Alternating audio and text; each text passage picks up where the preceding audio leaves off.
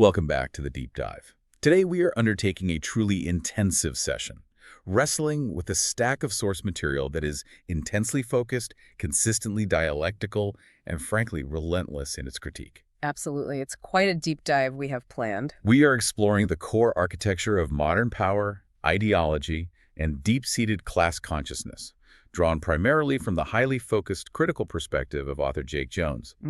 This isn't just passive political commentary. It's a radical attempt to map the hidden operating system of empire itself. That's absolutely right. And this material, it's constructed to be a cognitive challenge. It really is. Yeah, you can feel that reading it. It's designed to force us, and you, the listener, to look past the familiar, surface-level political dramas and confront uncomfortable structural realities about how the world actually works rather than how we wish it would. Right. Less wishful thinking, more structure. Exactly. We're asking tough questions today. Yeah. How is class logic internalized? What functional role do political parties actually play in the system? And fundamentally, what is the foundational mechanism that gives currency its value? Yeah. That's a big one in these sources. A huge one. And the sources posit a radical answer to that last question. Which is? Coerced labor. Right. And because the language used across these sources is complex, weaving together Marxian and dialectical terminology, our mission today is critical. We want to provide you with a clear, functional map. The necessary map, I think. We're going to unpack the specific language, the dialectical arguments, and the unique vocabulary Jones uses to construct their complete radical theory of change. We need clarity amidst this intense complexity. It truly is a roadmap for revolutionary consciousness, provided you accept the structural premises laid out by the author, of course. Okay, let's unpack this. We begin with what Jones identifies as arguably the most insidious form of control, the psychological internalization of empire. Yeah, this is the starting point. The bedrock, really. The core argument here is devastatingly simple, but profoundly difficult to accept. Working-class people have absorbed and begun to operate by the logic and psychology of the very ruling class that profits from their exploitation. This is the critical starting point, because if consciousness is trapped, action will always be misguided. It just will. How does the source say that happens, that absorption? The source argues that this psychological absorption is the mechanism by which the working class confuses their inherent right to life and dignity with a transactional exchange.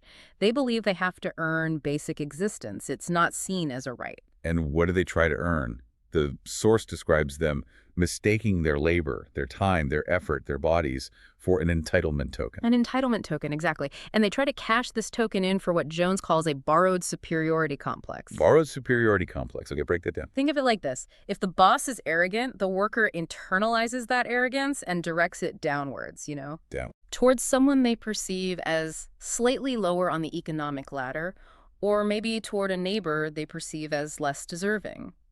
They haven't earned genuine superiority. They have merely borrowed the psychological posture of the ruling class and are trying to apply it in their own confined context. They've bought into the myth of the American dream, but the only returns they see are opportunities for denial, where they mistake opportunity for genuine entitlement. Wow. And the tragic result of this internalized logic is a profound misidentification of the aggressor. They see themselves, correctly, as victims of the master's arrogance and economic abuse.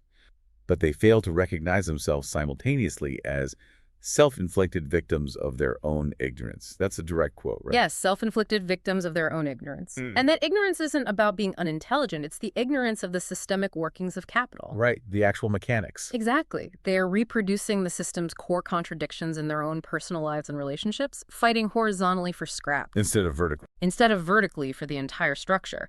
This is the core psychological trap that prevents unified class action, according to Jones. And that inability to see the true source of conflict leads directly to what the author terms the cost of comfort. Yes, the cost of comfort. If the ruling class doesn't sell justice or liberation, but only makes room for the potential of a peace process on its own terms, which are always temporary and subject to recall, then any semblance of peace or comfort the working class carves out for themselves. Must be constantly upheld. Oh. through a kind of exhausting internal warfare. Internal warfare. It's circular and self-defeating logic.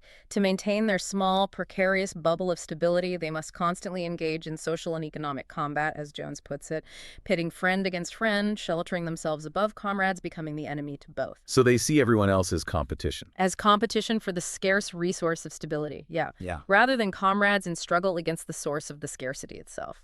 And that posture, that refusal to notice the absence of genuine human connection and genuine human spirit in their core functions, has a profound existential cost. A massive cost. Jones argues it reduces people from authentic beings driven by purpose and connection to merely entities. That think, process, and operate by the cold logic of self-preservation within capitalism. They are hollowed out, essentially, performing the functions required for survival but losing their essence. That's bleak. It is. And this specific failure, the author insists, stems from a virus called inhumanity. Take that literally. Wait, literally a virus? That's the framing. It treats the psychological failure of false consciousness not as like a metaphorical failing, but as a literal infectious societal pathogen. Spread by? Spread by the material conditions of perpetual competition. Okay. This pervasive psychological condition, the sense of having endured hardship, feeds into another fascinating contradiction. Jones calls the illusion of clarity. Right, the illusion of clarity. Those who have struggled, who have faced hardship and scarcity, often mistake their lack of social maneuverability or economic advantage for an abundance of clarity or wisdom. Is that it? That's precisely it. They look at the ease of the wealthy and contrast it with their own difficulty, concluding that their deprivation must equal insight. So suffering becomes proof of wisdom. They call the suffering they endured a revelation. But Jones argues this is a profound mirage, a dangerous one. Why dangerous? Because they believe they possess a treasure, the hard-won wisdom of survival. But that treasure is actually a mine's worth of gold that must still be worked for, a treasure meant to be dug out, not assumed. Wait, I want to probe that. So the barrier isn't that they don't fight, but that they fight with the wrong belief system. They assume the fighting is the insight. Exactly, you hit it. They believe they possess the answer simply because they have endured the struggle. Which stops them looking for the real answer. It prevents them from seeking the actual systemic answer. The first step toward finding the real organizational treasure, which Jones identifies as class consciousness, is accepting that precisely because they believe they possess it, it remains uncovered. Buried under the ego. Buried beneath the ego built on hardship and the false certainty of survival. It requires a difficult intellectual leap, to dismantle that ego. It's a brutal critique, cutting through distinctions like race or gender. Completely. Because the author insists the underlying contradiction, the confusion of privilege with genuine entitlement, the projection of systemic pressures onto others, cuts through every identity. So identity is just the surface. Identity, in this analysis, is the costume, but the character is conditioned by this false logic of competition. That's the core mechanism being described. Here's where it gets really interesting. If this pervasive false consciousness is infecting individuals, how does this play out across the actual political landscape? Yeah, let's make that shift. We move now from the internalized individual psychology to the political anatomy, the map of ideological tendencies. Exactly. We transition directly from the psychological failure to the structural analysis of political action. Jones uses a Marxian-based classification to map 6 political tendencies: leftists, progressives, liberals, conservatives, fascists, and libertarians, to analyze the system's functionality. And the key is how they function, right? Not just what they say. Precisely. This allows the author to define each tendency not by its stated rhetoric or its campaign slogans, but by its core material function within the capitalist framework. Let's start with the core antagonisms defined through the Marxian lens. First, the leftists, who represent the Marxian tendency itself. Okay, leftists. In this framework, they are the radical architects of change. Their goal is explicitly anti-capitalist. Meaning infecting workers with class consciousness, organizing labor horizontally, and fundamentally the expropriation of private property. Taking the means of production. Taking private ownership of the means of production and placing it under collective control. Their ultimate economic mantra is the classic communist principle: from each according to their ability to each according to their need. So a total reorganization. A society fundamentally reorganized away from wage labor and private accumulation. That's the goal defined here. Contrast that with the fascists. They are defined as the material antithesis to the left. Yes, and this is a crucial, non-rhetorical definition in the text. Fascists aren't merely a far-right movement in this analysis. They are defined structurally as the stewards of capital when capitalism is in crisis. Stewards of capital. When the system is collapsing under its own weight, when liberals can no longer manage the contradictions, fascism steps in to enforce order. This involves merging state and corporate power to consolidate liberty and capital exclusively for themselves. Jones notes that low material conditions, endemic economic crisis, and, importantly, reckless liberal governance create the fertile ground for their rise. Because they present themselves as the violent, decisive defense mechanism of a collapsing system that must protect private ownership at all costs, they promise order through force. And then we have the libertarians, who are the philosophical antithesis. Right, the philosophical opposition. They prioritize individual sanctity, non-aggression, and the dream of a heavily minimal or even stateless existence. But Jones sees a flaw there. Their material flaw, according to the analysis, is their reliance on idealism.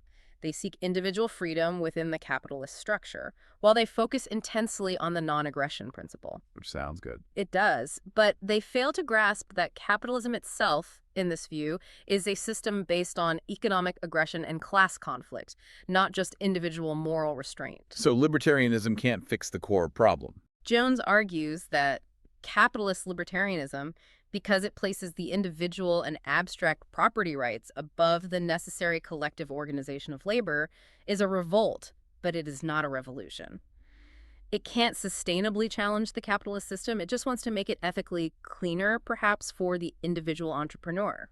Now we move to the actors who primarily maintain or reform the current structure, starting with liberals, who are labeled the antithesis by systemic maintenance. Right, the liberals. They are crucial because, in this analysis, they conceal the core class conflict. How do they do that? Their priority is incremental, procedural reform designed to maintain the status quo. They'll engage in minor policy changes that give the appearance of progress, a small hike in the minimum wage, perhaps, a minor social program. But not fundamental change. But they are structurally unwilling, the text argues, to take necessary policy risks that might genuinely threaten the system of capital accumulation. They act as an obstruction to revolutionary change by offering just enough relief to prevent widespread revolt. So they preserve the hierarchy. In essence, yes, by concealing the reality of stolen wages, as the source puts it. The progressives, then, seem to be the most active reformers within the democratic system, actively seeking to shift the balance. They are the material reformers, yes. Progressives seek to materially raise conditions, restore lost wages through democratic means. Using this mate. And using existing state agencies, technocratic legislation, social programs, tax adjustments to achieve economic justice. They aim to shift the tax burden onto the wealthiest to fund these initiatives. But they're still working within capitalism. That's the crucial distinction from the leftist in this model. Progressives aim to manage and reform capitalism to make it more equitable, not expropriate capital, and fundamentally eliminate the wage system. And finally, the conservatives. They are defined by reaction and grievance. That's the core driver identified. They are defined by a desire to restore a perceived more natural or perfect moral and structural order, often fueled by cognitive dissonance regarding their declining social status. And their method. Their method is described as systemically violent policy, aggressively dismantling social safety nets, curtailing liberties, and often grounding this approach in religious or supernatural loyalty that they aggressively inject into the state apparatus. So not reform, but restoration of a past order. They don't want to reform the system for the better. They want to restore a past hierarchy, usually at the expense of marginalized groups, according to this analysis. This brings us to a really fascinating dialectical insight Jones pulls from this anatomy. The shared structural dynamic between progressives and conservatives. Ah, yes, this is quite clever. Despite having diametrically opposed goals, one wanting social uplift, the other social dismantling, they share a critical functional similarity. What is it? Yes, despite the opposition, both tendencies are fundamentally statist. Statist, meaning focus on the state. They both view the national government, the mechanism of the state apparatus, as the primary decisive instrument required to impose and maintain their vision of society. Well, progressives see the state as the coercive instrument needed to achieve economic justice through redistribution and programs. Conservatives see the state as the tool to impose hierarchy and moral order, enforcing traditional power structures. So even while they are fighting bitterly over what the state should do, Right. they are unified in their belief that controlling the mechanism of the state is the essential, decisive path to achieving their ends. Exactly. It makes sense that the political focus in the U.S., for example, is almost entirely on elections and legislative control, regardless of party. It reveals a deeper dynamic then. It does. The apparatus of government is the decisive instrument to shape the material and social order, regardless of the ideology wielding it. This is why, Jones implies, a leftist theory of change must address the state, even if the final goal is its eventual obsolescence. You can't ignore it. We've covered the internal psychology and the political labels. Now let's widen the scope to the invisible architecture of empire itself and how resistance must adapt to it. Right, moving beyond the domestic political stage. The sources emphasize that ruling class interests transcend national borders and political parties. How is empire enforced, then, globally? Primarily by neoliberal finance, capital global investment flows, and cultural dominion shaping the narratives that define reality. The system doesn't rely solely on overt coercion. It relies heavily on manufacturing its own intellectual alliances. Manufacturing alliances. Yeah. Buying people off. Not always directly buying, but shaping incentives. We see this played out perfectly in what Jones terms the pundit pipeline. The pundit pipeline. Okay, what's the example? The source details leaked communications showing figures like David Frum and Douglas Murray offering speeches, messaging, and defense strategies directly to the Israeli ambassador to the UN. Really? Well, He's often seen as anti-Trump. That's the point being made. Frum, often positioned in media as a never-Trumper resistance voice, was simultaneously producing messaging a speech for the UN Security Council that directly shaped the public defense of a major military campaign. The communication chain showed the ambassador literally calling him an invaluable asset to the state of Israel.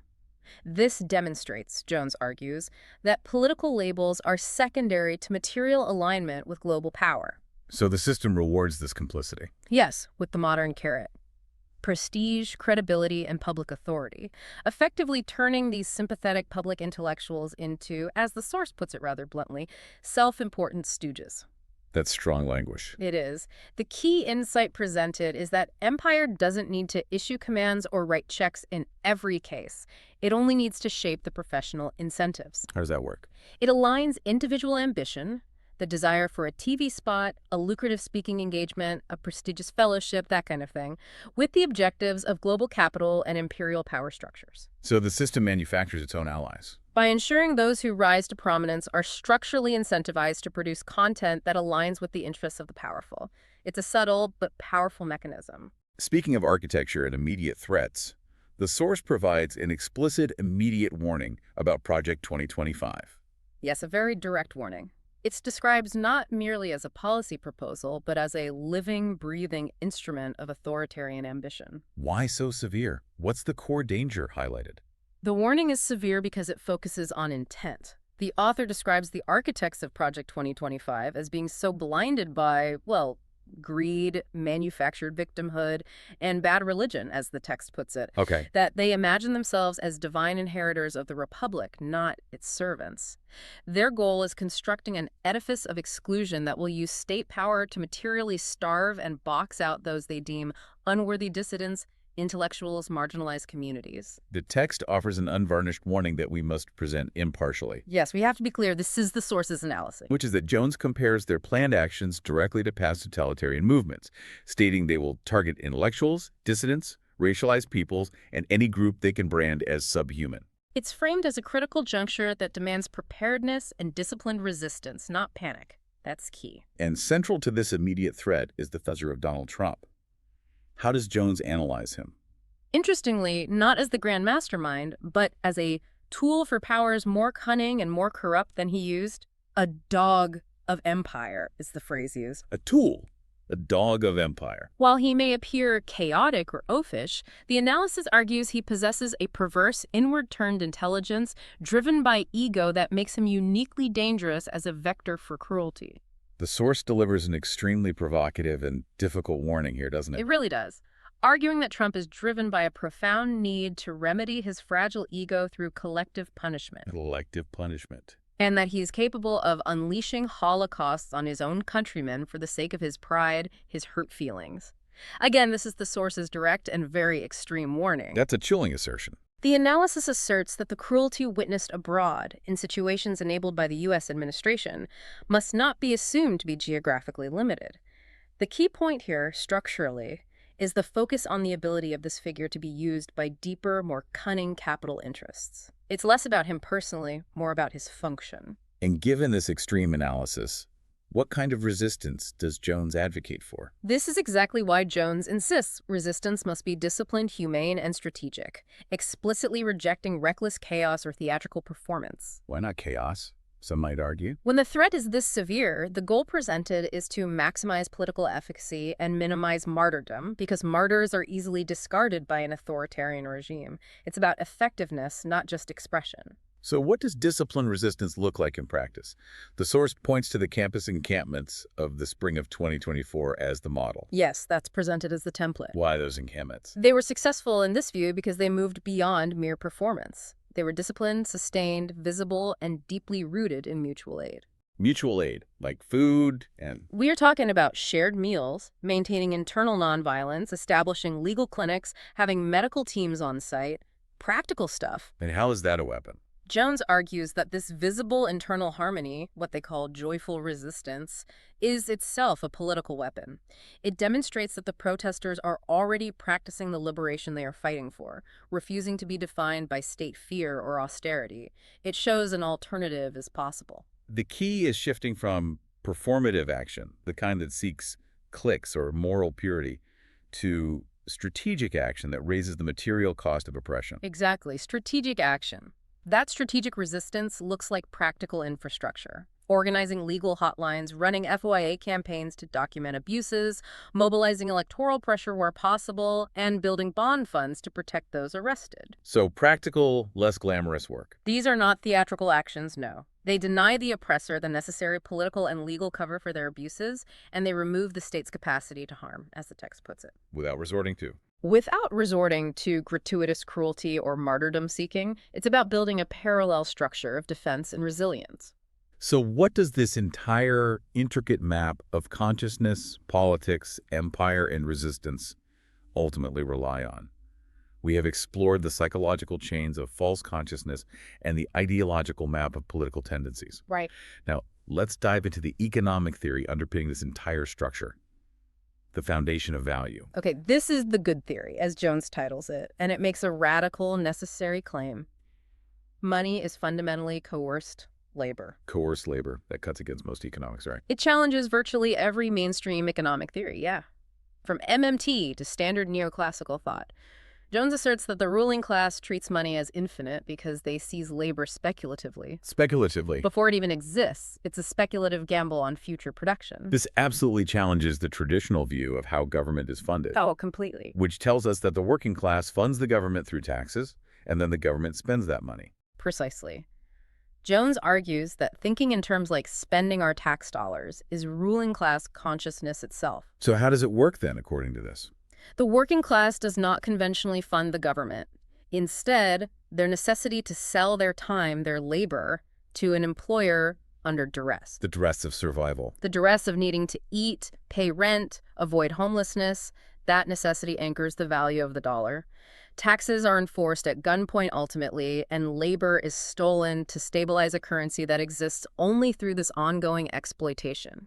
So when the state prints new money, it is not creating wealth out of thin air in a meaningful way. It's gambling. It's gambling. That's the core idea. What is the mechanism of that gamble? What are they betting on? It's a bet on future labor and resource availability. When the government issues bonds or prints new currency, it sends those dollars to businesses, contractors, or maybe foreign governments. It is hoping that workers will materialize and resources will exist to realize value through production and manufacturing. The state is betting that labor can be compelled to accept those dollars in exchange for their time. And if the bet fails? If the state gambles too much and there aren't enough available workers or resources to meet the newly printed currency, you get inflation, which is essentially the state failing its bet and workers losing purchasing power. Their labor buys less. This ties directly into the critical question of anchoring value. Where does fiat currency actually get its worth if it's not backed by gold. Right. Its value in this theory is ultimately derived from the necessity of compelled labor, the physical, social, and political effort required to acquire, mine, or produce the valuable item. Even gold. People think gold has inherent value. The author even tackles gold directly. Gold's value is not inherent beauty. It is the immense labor and violence required to dig it up, secure it, and enforce its scarcity. So value comes from the effort, the coercion. Without a massive stockpile of resources and, crucially, a coercive state mechanism to enforce labor extraction, the currency is essentially just a voucher stealing labor from future workers. That's the claim. And all of this relies absolutely on the enforcement mechanism. Yes. Which connects back to the political anatomy we discussed earlier. This is the core structural link. It ties it all together. The state needs resources to operate its coercive apparatus. The army, the police, the bureaucracy, the prison system, all of it. Okay. The dollar must maintain enough value to pay a living wage to these enforcers. This guarantees that the ruling class can compel compliance, whether that is compliance for tax extraction or labor extraction. And if the state can't pay its enforcers? If the state weakens, if the dollar falters and they cannot afford to pay the police, then private paramilitaries may be needed to fill the gap and enforce capital accumulation violently. History shows examples of this. This is where the Argentina example provides a stark, real-world illustration. When U.S. capital and international bodies send $40 billion to Argentina. Yeah, that huge injection of cash. It's not merely humanitarian aid or welfare, is it? According to this analysis, no.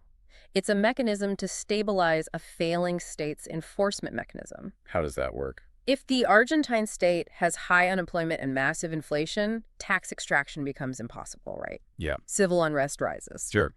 The U.S. capital injection is designed to stimulate production, get workers back to work, and then have business owners pay taxes back to the stabilized state. So the state can pay its police again. Exactly. This ensures the state can once again afford its own army and police, thereby guaranteeing the flow of compelled labor and stabilizing the currency anchored by that future labor.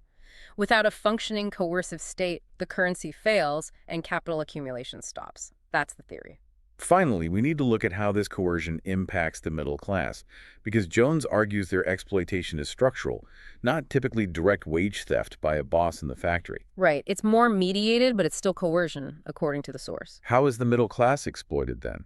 The source outlines 3 major ways. First, they pay heavily through taxes that maintain the coercive apparatus we just discussed. Okay, taxes. Second, they are exploited through diminishing currency value due to inflation. The state's failed gamble diluting their earnings and savings. Right. Inflation hurts everyone with savings or fixed income. And most critically, perhaps, they are exploited through rent or exorbitant home prices. They are charged to occupy space owned by a landlord or bank who profits from commodified real estate. So paying for shelter becomes exploitation. Essentially coercing them to pay for a right to housing that, the argument goes, should be inherent. And the analysis ties this exploitation back to the historical origin of wealth. Yes, it goes deep historically. The middle class's secure ownership, or relative comfort, is fundamentally built on land that was stolen through the genocide of indigenous peoples. That's presented as the original sin of property in this analysis. The middle class, even when they sell their own labor, exist within a system where their land tenure is secured only by the state's violent enforcement of property law. Property law built on that theft. Built upon that foundational dispossession. So they are indirectly complicit in upholding the system, the argument runs, but they are still exploited through a complex web of coercive mechanisms, fines, fees, foreclosures, even imprisonment, if they fail to comply with the rules of capital. So even their security is precarious and based on coercion. It's racism cloaked as ideology that secures the value of their property, Jones claims, yet they're still being bled dry by the structural coercion of rent and inflation. It's a complex position. So we have this entire intricate map, the psychological chains, the political actors, the imperial incentives, and the economic foundation of coerced labor. What is the final strategic synthesis the author proposes to use this knowledge for actual revolutionary change? Okay, this is the dialectical endgame. This is where it all comes together strategically. Jones proposes a conscious synthesis strategy, a 3-step plan that leverages the contradictions outlined in the political anatomy strategically. A conscious plan, not just reacting. Conscious, non-chaotic action aimed at fundamentally transforming the political landscape. Step 1. Squash liberalism with progressivism. Why start with the liberals? They aren't the most extreme. Because the liberals, in this view, are the greatest maintainers of the status quo. They offer just enough reform to prevent revolution, remember? Ah, right. The systemic maintenance role. Progressivism, because it explicitly seeks to raise material conditions and restore lost wages, aligns with the Marxian material goals of reducing immediate suffering. So use progressive policies. By leveraging progressive policy through the democratic state, think big social programs, infrastructure spending, maybe UBI, the suffering of the working class is genuinely alleviated. Yeah, and that exposes the liberals. And the fundamental inertia and inaction of the liberals are exposed as systemic failures. The former weakens the latter by making their timid inaction politically intolerable. People see something better as possible. Okay, step 1, sideline the liberals. Step 2, alienate fascists. How does improving conditions do that? Fascism, as defined here, depends entirely on crisis, desperation, and low material conditions. Jones argues they are merchants of chaos. Selling order in chaos. Exactly. By using progressivism to materially improve those conditions, by lowering rent, ensuring better health care, reducing unemployment, you remove the fertile ground upon which fascist ideology takes hold. So people are less desperate, less susceptible. The pool of raving, paranoid, demon-like sycophants, to use the source's rather vivid language, shrinks dramatically when their basic material needs are met. It renders the fascist appeal irrelevant, or at least much less potent, to a materially strengthened populace. Makes sense. And finally, once the center is exposed and the crisis merchants are silenced, step 3, revolutionize against conservatives. This is the final phase in the strategy. With the maintaining center, liberals weakened, and the emergency response, fascists alienated, the final confrontation begins against the structural defenders of hierarchy, the conservatives. Why them laugh? Because conservatives, in this model, seek to restore hierarchy, dismantle collective gains, and oppose liberation fundamentally. This is where the leftist goal of expropriating private property and eliminating hierarchy, Which was the original goal. confronts the conservative goal of consolidating power and imposing moral order. This is framed as the moment for material revolutionary confrontation against the primary structural and ideological defense of the old order. And this happens when the working class is stronger. Achieved when the working class is materially stronger and politically conscious? Yes. That's the sequence laid out. This is a highly sophisticated sequential theory of change. Very dialectical. Extremely. But the final, most abstract conclusion Jones draws is the paradox of perpetual becoming. It gets quite philosophical here. The source states that the revolution is not the phoenix, the expected static rebirth. It is the fire itself. A fire, not the thing born from the fire. Exactly. This elevates the concept beyond a singular historical event. The fire is a destructive, uncompromising material force that consumes everything. Hierarchies, illusions of reform, stabilizing institutions, false consciousness. Consumes everything. Nothing survives intact. It forces consciousness into being and clears the ground for total transformation. It is the continuous process of dismantling, not a single destination, a constant becoming. Yet the phoenix does rise. But the sources state explicitly that it rises aflame from the ashes. Yes. That's the paradox. Destruction and creation are inseparable. The phoenix isn't some myth emerging clean. It is the conscious, continuous material action that results from the conflagration. So the new society is born burning. The self-governing, class-conscious society doesn't emerge pristine. It emerges burning, vivid, undeniable, forging liberty in the struggle. The author insists on this ongoing process, stating, "I am both the fire and the phoenix. The endless now where creation and destruction are inseparable." So revolution isn't an endpoint. It is a permanent state of conscious, collective being and becoming, according to this vision, never static. So, to summarize the essential takeaways for you, the listener, understanding power requires looking past the static, reductive political labels Like Democrat, Republican. to the underlying material mechanisms, namely coerced labor, and the psychological mechanisms, false consciousness, that structurally bind us to the system. The system's power relies entirely, Jones argues, on the working class's ignorance and fear. And overcoming that ignorance is key. Overcoming that ignorance is the primary revolutionary act. Consciousness first. And the source material provides a roadmap for conscious action that counters this. Yeah. It must be disciplined, strategic, non-coercive, Humane. rooted in material reality, through mutual aid and organization, like the campus template, and constantly adapting to the contradictions of the political landscape. Exactly. Adapting. The challenge for everyone is to maintain that vigilance, is stay in the fire, so to speak, without falling into despair or counterproductive performative chaos. The theory demands that we remain both agents and witnesses of this change, always in motion, never satisfied with the momentary status quo. It's demanding. The source ends with a final provocative thought that builds on this notion of perpetual action, telling the listener, liberty is not an endpoint.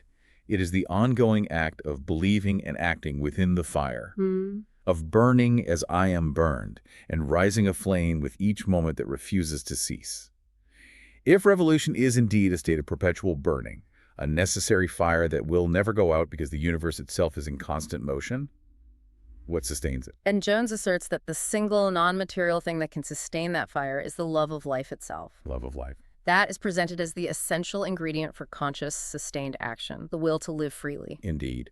We must seek to live for us and for the possibility of a world free from coercion. That seems to be the core message. An incredibly dense and powerful deep dive today. Thank you for exploring these complex ideas with us. We encourage you to continue exploring the concept of conscious action and the radical nature of economic value in your own world. Until next time.